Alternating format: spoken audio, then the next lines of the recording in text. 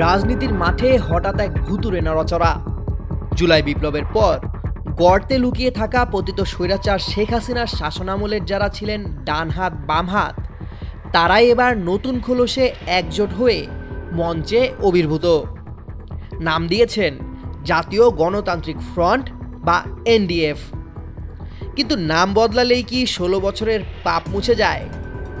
রাজধানীর এক পার্টি সেন্টারে গত 8 ডিসেম্বর ঘোষিত এই জোট আসলে হাসিনার মন্ত্রীদের অস্তিত্ব রক্ষার এক মরিয়া চেষ্টা ছাড়া আর কিছুই নয় বলে মনে করছেন সংশ্লিষ্টরা।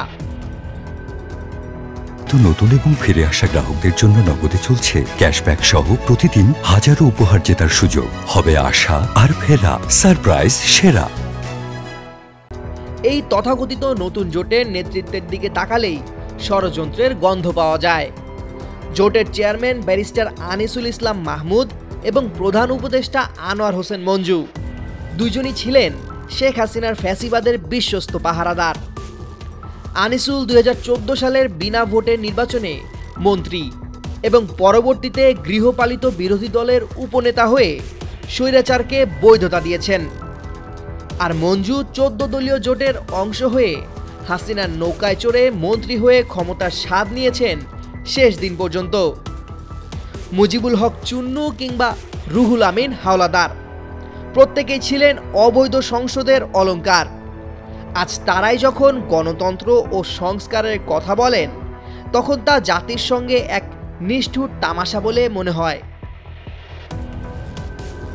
এই জোটের সঙ্গী কারা?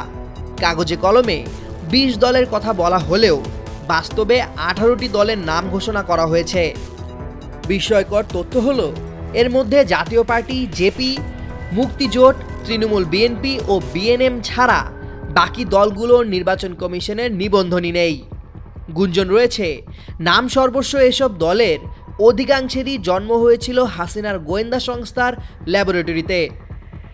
তৃণমূল বিএনপি আর বিএনএম এর মতো দলগুলোকে সৃষ্টি করা হয়েছিল বিএনপিকে ভাঙার এবং হাসিনার একতরফা নির্বাচনকে বৈধতা দেওয়ার কিংস পার্টি হিসেবে।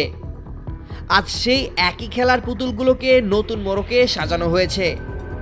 মুসলিম লীগ, গণফ্রন্ট ও বেশ কয়েকটি দল সাফ জানিয়ে দিয়েছে ফ্যাসিবাদের দর্শকদের সঙ্গে তারা নেই, অর্থাৎ শুরুতেই জালিয়াতি।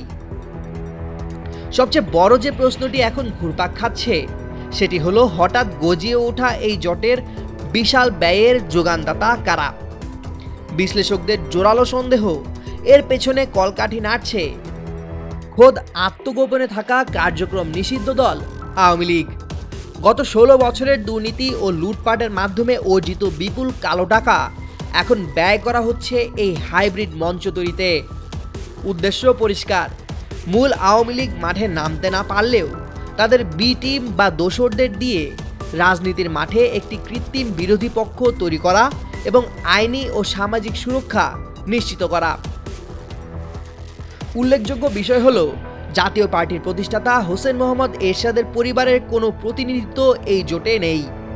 জিএম কাদের বা রোশন এরশাদ উভয় অংশই এই প্রক্রিয়ার বাইরে রয়েছেন, যা জোটের রাজনৈতিক গ্রহণযোগ্যতাকে প্রশ্নের মুখে ফেলেছে। লাঙ্গল প্রতীকের দাবি করলেও মূল দল থেকে বিচ্ছিন্ন হয়ে এই নেতারা কার্যত সাংগঠনিকভাবে দুর্বল হয়ে পড়েছেন। রাজনৈতিক বিশ্লেষকদের মতে এনডিএফ কোনো আদর্শিক জোট নয়, বরং জুলাই গণ অভ্যুত্থানের পর কোণঠাসা হয়ে পড়া হাসিনার মন্ত্রীদের রাজনৈতিকভাবে পুনর্বাসিত হওয়ার একটি কৌশল মাত্র। ভিন্ন ব্যানারে সংগঠিত হয়ে তারা মূলত অস্তিত্ব রক্ষার চেষ্টা করছেন। তবে জনমনে জমে থাকা ক্ষোভ এবং অতীত কর্মকাণ্ডের দায়ভার এড়িয়ে এই হাইব্রিড মঞ্চ কতটা সফল হবে তা নিয়ে ঘোর সংশয় প্রকাশ করেছেন পর্যবেক্ষকরা। Desk report, 21 television.